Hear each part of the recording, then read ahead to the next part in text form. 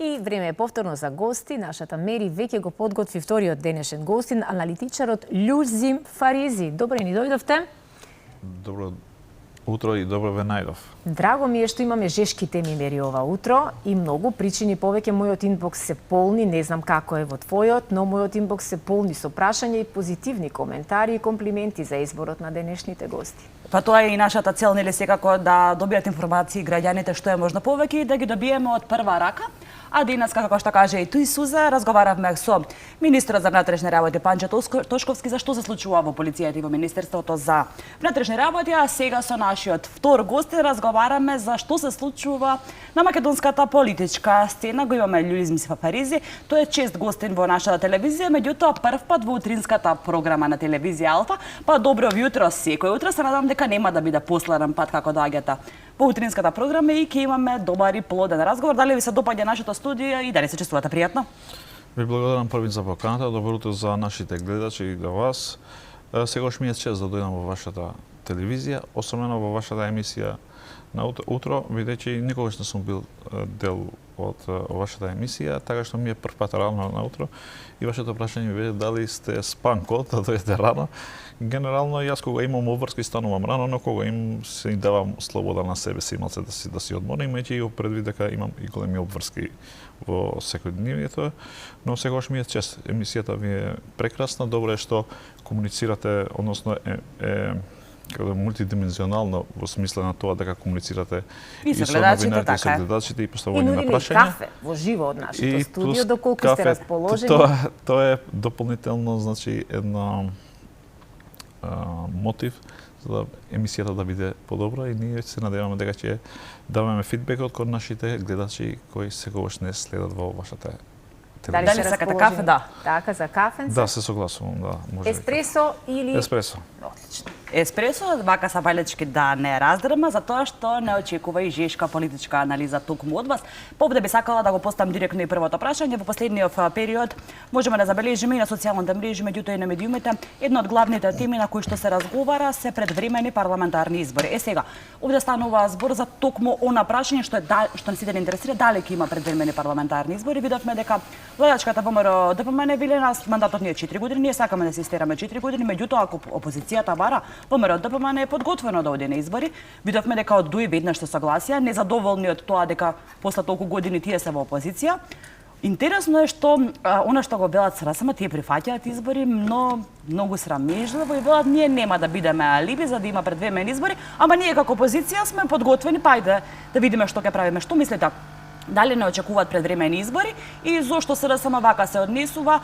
Како опозиција тие треба да бараат избори, треба да претендираат да дојдат на власт, меѓутоа гледаме дека срамежливо ги прифаќаат или можеби и не ги прифаќаат. Што мислите, дали тоа се должи на тоа што навистина СРСМ се уште не е консолидирано како што треба и пак да го заклучиме прашањето дали не очекуваат предвремени избори според вашето мислење? Многу прашања во едно. Првин што ми спаѓа на памет е тоа дека летото претежно во овој последните години, а и ова година е жешка. Кога е жешко времето, не би требало да имаме жешки прашања во смисла на изборите, бидејќи тие се најтешки теми, но очигледно на некој и топлото му направил зараза во главата, така што и го отвора темата за предвремени парламентарни избори. Генерално, предвремените парламентарни избори се барања од страна на ДУИ како политичка партија и тие произлегуваат од страна на опозицијата, бидејќи владата во ниту еден случај не побарала избори, бидејќи таа е фокусирана за да ги завршува проектите, односно ветувањата кои им ги дал на граѓаните во 2024 година, кога граѓаните ги избира ВМРО ДПМН да владее со владата, односно и да владее со извршната власт. Така што темите кои се отварат од страна на другите политички партии, од страна на опозицијата, е тоа да ги држат во ритам нивните гласачи, бидејќи 2 години помина, но се треба уште 2 години да поминуваат, за да тие можат да им се надеват дека еден ден ќе дојдат во власт. Во СДСМ, генерално и нивните гласачи знаат точно дека тоа нема да се случи не за 2 години, ни за 4 години, ни за 6 години, туку тој е начинот како може на некој начин да се направат тие комбинаторики, за да може ВМРО ДПМН, например, да има помалце гласови, помалце пратеници, за да можат да направат влада на малцинствата, тоа што е познато, особено не само во нашата држава, туку е во регионот, тие експерименти што се прават, односно да не им возможат на партијата која добива, односно победува на избори. Тоа е случајот во регионот, нели се случуваат тие случаи. Но кај нас се обидуваат тоа да го прават не сами, туку преку бандентерот, односно преку другите политички партии кои се ги пребаѓаат на народностите кои се малцинство во нашата држава и преку тој бандентер се обидуваат да ги блокираат нашите институции. И најверојатно СДСМ има само една надеж, е тоа преку албанските политички партии, преку бандентерот, тоа нели беше и нивната идеја во 2024 година и граѓаните го препозна овој силиџиски начин на партијата на СДСМ и ги казнеа, буквално ВМРО да им возможува, речиси, сама да може да формира влада. Така што СДСМ во ниту еден случај не е подготвена и ти јавно кажат дека се спремни, но не сакат да дават алиби на владата, односно тоа покажува дека тие не сакат да одат на предвремените парламентарни избори. Зошто не се подготвени, мислите ли, за тоа што? Да, јас мислам дека во следните парламентарни избори кои да се случуваат, тие ќе имат уште помалце гласови. Единствена причина тие што внатре и после 2 години не може да се консолидира, дополнително имат и други фракции и неверојатно тие фракции си работат на теренот. Имавме многу исклучување од партијата, секој практично ќе кажеше нешто против лидерот на СДСМ Венко Филипче. Може да кажеме дека беше отстранет или опоменат од партијата, го имаме и Ово Деспотовски, имаме и други, Петре Шилегов што поранешниот градоначалник, а сега гледаме и друга иницијатива каде што има поранешни членови на СДСМ, меѓутоа и актуелниот, меѓу кои и Славјанка Петровска, кои што бараат некакви промени во СДСМ. Може да констатираме дека СДСМ навистина не е консолидирана и велите дека според вас тоа е причината што не се подготвени да на избори? Тие не се подготвени први да одат на избори, а дополнително ова фракцијата новата, што е новата фракција, тоа што се исклучило во меѓувреме во последните две години, тие нормално дека нема да работат за СДСМ, а и другата фракција што е моментално, тие едва и чека за да додадат избори, за да му дадат последниот нокаут на нивниот политички лидер, без разлика дали го сака да биде или не го сака да биде лидер на нивната политичка партија, но тие се спремни и си работат на терен за да дојде еден ден буквално да добие фијаско СДСМ и за да може тие пак да се вратат. Бидејќи на крај на краишта тие не сакат да формираат нова политичка партија, бидејќи во Македонија веќе не можеш да формираш нова политичка партија, бидејќи не можеш да добиеш гласови кои ќе бидеш фактор во следната можна комбинаторика за составување на влада, така што најмалку што му одговорат е на СДСМ, бидејќи мислам дека ќе паднат со гласови во ниво на република, а тоа значи и намалување на пратениците кои ги имат моментално во собранието. И на тој начин буквално во следните, бидејќи ако губиш на избори, после многу ретко се случува за 4 години да можеш да се вратиш на власт, а на СДСМ јас мислам дека под 10 години нема шанси да се вратат на власт. А ако продолжува со ваква деструктивна политичка действување како политичка партија, јас мислам дека во блиска иднина тие можеби нема ќе бидат политичка партија која е минимална, која нема маргинализирана и нема да има значење во општеството, бидејќи ставовите кои ги представуваат јавно, тие се контра, односно им штетат генерално, работат против интересите на држава. Кога го анализираш вака, ќе мислиш дека се представници на друга држава кои делуваат во нашата во Република Македонија. Кога веќе зборувавме за ова прашање, неколку пати ги споменавте Дуи и владеачката Влен, која што е член на владата. Од Дуи велат сака да има избори, од Влен велат да ние сме подготвени за избори и токму последните избори кога да се случат ќе бидат и последниот удар за Дуи, каде што Дуи ќе биде навистина дефакторизирана како политички фактор. Што мислите, дали навистина и Дуи и Влен сака да има избори или пак можеби ова само мерење на гласачите и да се зголеми легитимитетот на одредена политичка партија кај албанското гласачко тело?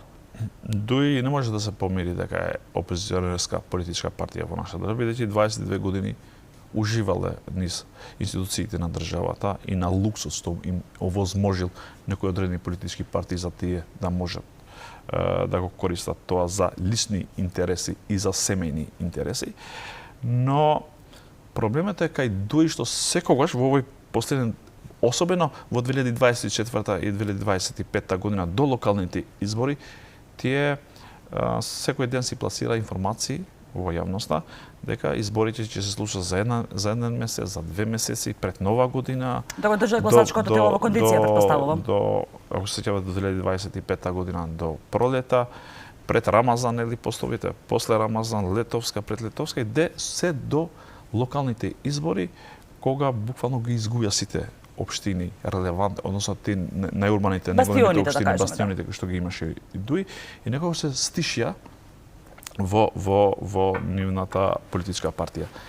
Но во последен период тие го користаа моментот бидејќи имат подобар пиар во нивната политичка партија, а влиен буквално немаш човек што го препознаваш од можеби со исклучок еден-двајца, што може да ја бранат таа политичка партија во последен период, особено еден месец, месец и пол, буквално бидејќи тие има двајца лидери, нели?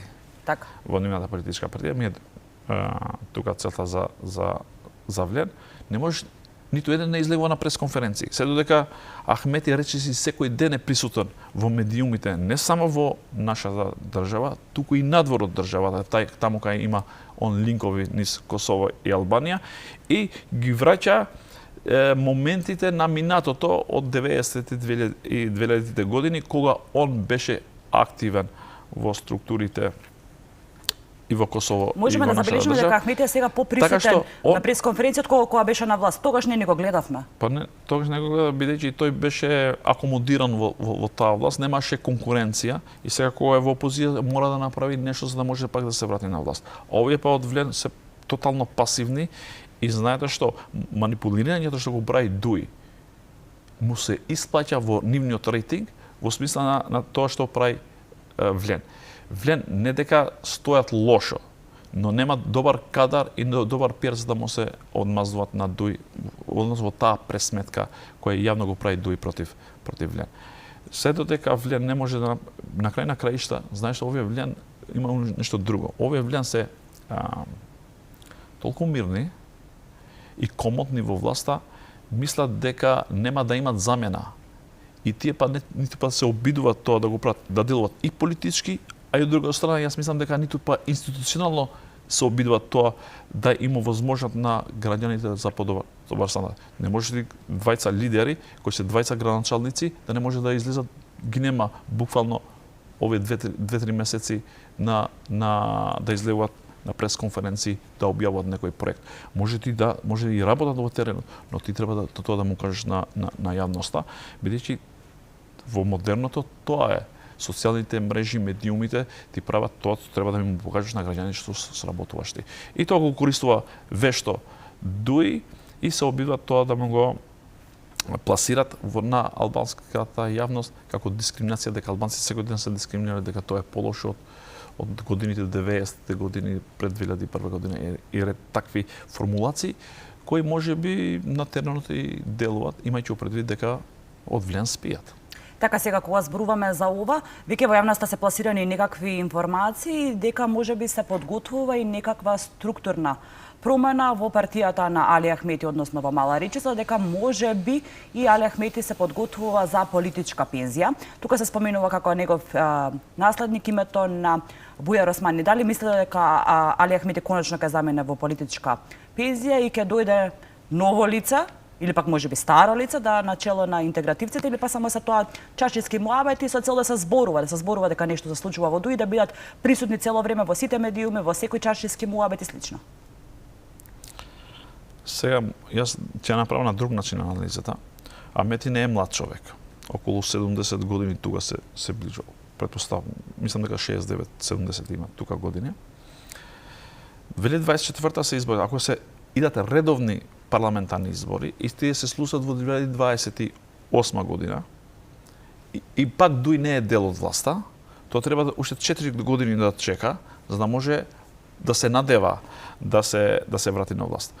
Но ДУИ и самиот лидер Ахмети не може да расте во албанската средина, бидејќи тој дошол со голем капитал од 2001 година, имајќи предвид дека тој овие 22 години цело време кажуваш дека јас сум ја направил војната, не само во Македонија, туку и во регионот во Косово, односно бивша Југославија, но се менјат генерациите. Сега во 2001 година, ако се родил едно дете или 2022 година, тој веќе има право на глас. Дури тој 2007 година што ја расне, 2008 година и тој ќе има право на глас, тој не се сеќава буквално што се случило во минатото, односно тоа злоупотреба политичка за да капитализира на гласови. Така што како се менјат генерациите, така паѓа и влијанието на Ахмети, бидејќи реално албанците немаат некоја добра понуда која ќе им и нуди за подобар живот. Се истите теми се вртат. Националистички карти. Значи, 3 теми се вртат во овие 25-6 години кај албанците.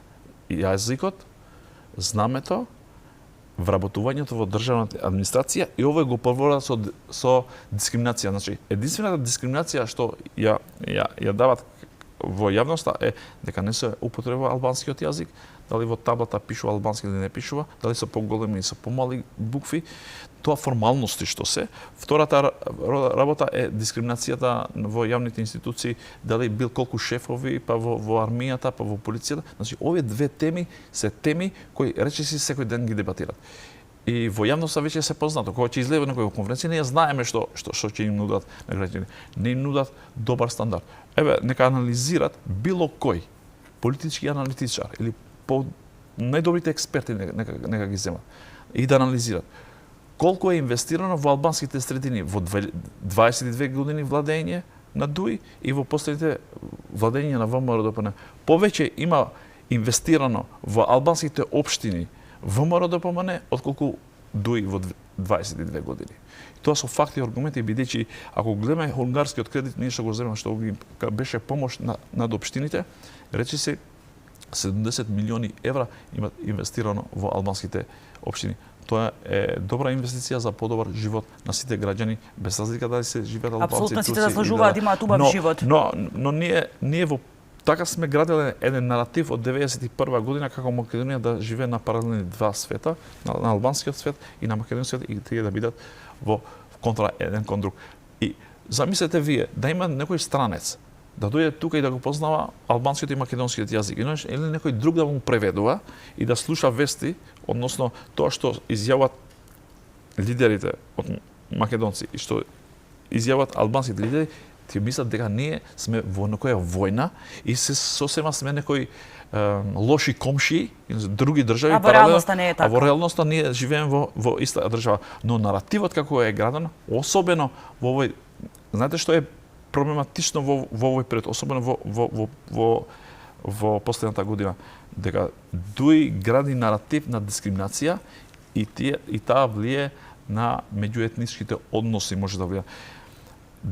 Во еден момент се помисла човекот да можеби ќе треба предвремени парламентарни избори да одиме и еден за секогаш такви политички партии да не дојдат во власт. Дали случајот со Артан Груби навистина има политичка тежина? Бидејќи сакам да се вратам назад за вашето прашање, тоа ми да го одговорам до крај.